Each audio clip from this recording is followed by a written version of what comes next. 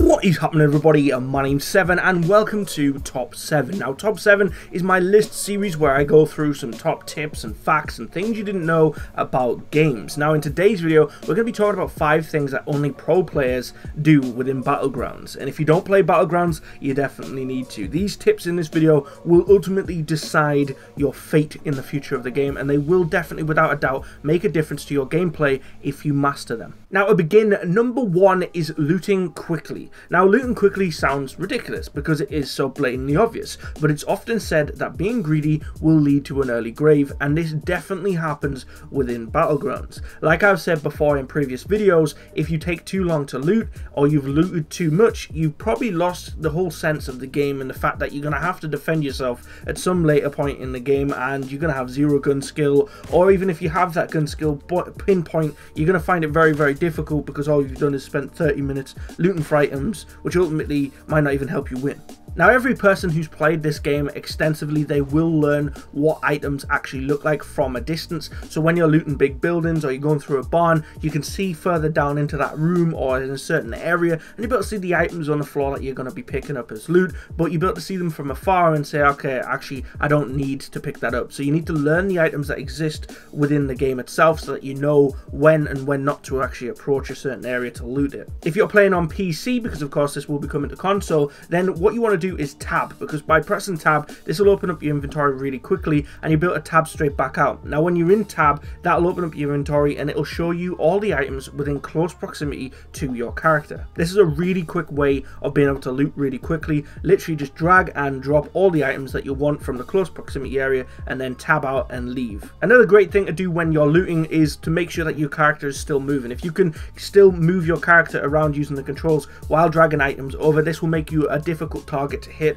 or at least a little bit more difficult for the average player to actually kill you. This can ultimately save your life, especially when going for crates. Be cautious of areas that you choose to loot. Check doors, windows, and check for brake lights on vehicles, just so that you're 100% sure that you're not going to get snuck up on by some player that's also loot hunting. Pro players in this game loot extremely fast. This makes them more deadly, and this skill will also help them at all stages of the game, especially when you first land in a compound with a bunch of enemies around you and everyone is hunting for the first gun to get some fresh spawn kills. So learn to loot quickly, and there is number 1. Now, once you've done all of your looting and everything's gone dandy, you've got yourself a bunch of loot, you might find that you might have painkillers and energy drinks. Now, weirdly enough, energy drinks in this game don't give you diabetes, they actually give you some form of life, and I suppose that's what caffeine does, to give you a bit of a boost, and that definitely does it within Battlegrounds. Now, if you don't know, your med kits, which you have 2 different types, you have the standard and then you have the 100%. Now, the 100%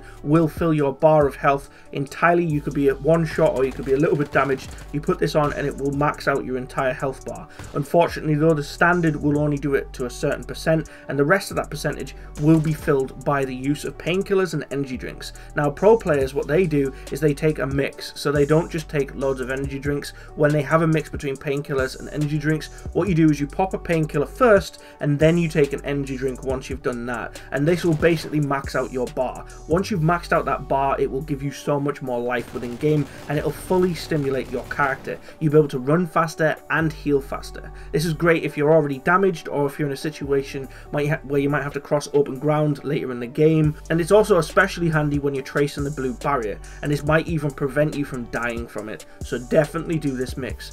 Pop a painkiller, then pop an energy drink. Don't do it in real life, but do it in Battlegrounds. Tip number 3 might sound like suicide, but honestly, it makes a huge difference. It will always make a difference, and this will make you potentially one of the most looted players within the game itself. You need to get the care packages.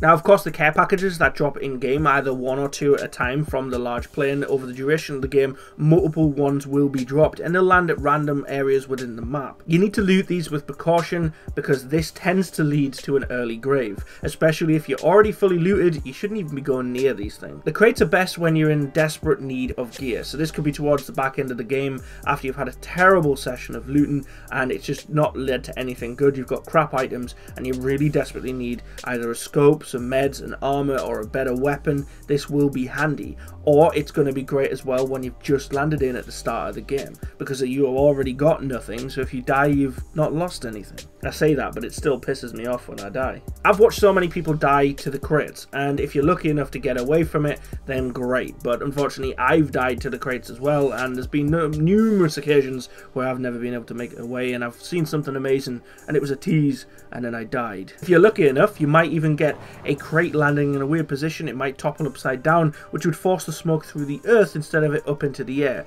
Now, if you don't know, with these care packages, they have red smoke, and this is the big signal which notifies everyone where it exists. So when you see a rough coordinate, oh okay, it's 145, let's go that way, and then you arrive in the area and you cannot see it, well, either it's upside down or it's in a weird angle, or there's no red smoke because it's already been there for a little while. But the red smoke does come back, bear that in mind. But you'll look around, see the red smoke, and you will then go and make your move to get the best gear in the game. Don't mistake an old crate as a new crate. Even if you're not going after the crates, you need to make sure that you pay attention to where they roughly land. So whenever the plane comes over, if you've got in a good position, make sure that you check the rough coordinates of where these things will be landing. Because if later in the game you decide to go for a crate, you might find that it's one that's already been looted. Now, the red smoke will come back, even though it might be the crate that was dropped at the start of the game. This has happened numerous times to me. I've even looted a crate and then went away, the areas came back over that area, and I've seen it and forgotten that I'd actually went and looted it, opened it up and went, oh yeah, this was the one I looted earlier on, but it still had red smoke. So this is a trick that these crates will play on you, so be very careful. Oh, and one more thing, do a drive-by. Look around the box for loot drops, so if you see any gear around the crate, whatever, drive. This is straight up a sign that it's already been looted. This can also give you an idea what was already in the crate. So I've seen SKSs lying around, and most likely that signifies that the crate had, you know, a car sniper, an M24, or an AWM sniper rifle.